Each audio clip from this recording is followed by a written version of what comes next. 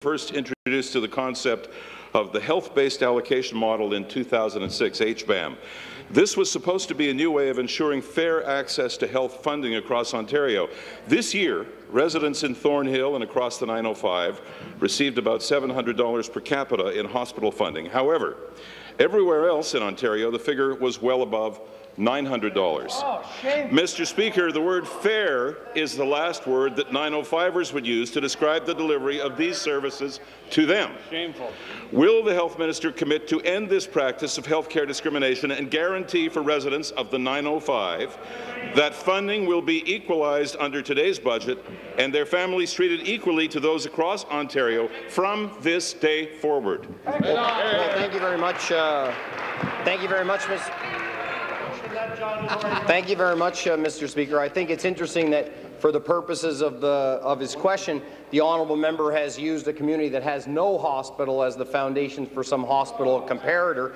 We're going to address that, Mr. Speaker, by our commitment to build a hospital and to put beds in the Vaughan community. I can confirm that HBAM, health-based allocation model, is a more sophisticated way of funding, and that's why Central Local Health Integration Network received the largest share of resources from our Aging at Home strategy. So on a go-forward basis, yes, Mr. Speaker, I can commit to the honourable member to ensure that resources are allocated in such a fashion and consistent as well with the promises that we made to the people in the 905 in the election campaign just passed. Thank you, Mr. Speaker. Great. Mr. Speaker, the minister's answer is not quite good enough. Listening to the minister's double talk, a 905 resident can justifiably ask, what makes me different from other Ontarians? 905 residents certainly don't pay any less tax. The 905 is Ontario's highest growth environment. However, as with infrastructure and transit funding, this government is content to shortchange the 905 when it comes to health care dollars. Shameful.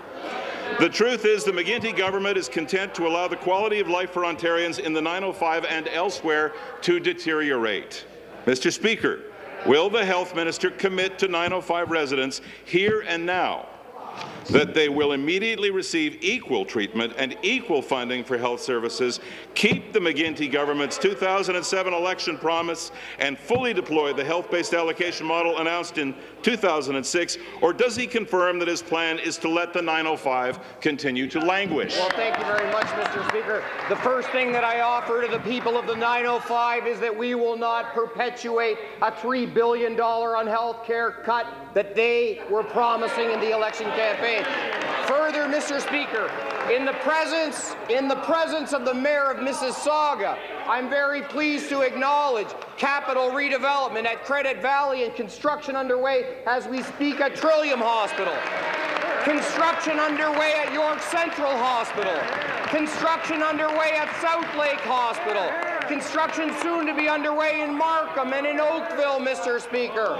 All across the landscape of the 905 and the high-growth parts of the province of Ontario is evidence of the largest single renewal of hospital capital infrastructure in the history of our great promise. A credit to our Premier, and in partnership with the Minister of Public Infrastructure Renewal, the people of the 905 know that the surest way to get the health care that they need is not to elect. Thank you. New question, the member from Timmins, James Bay.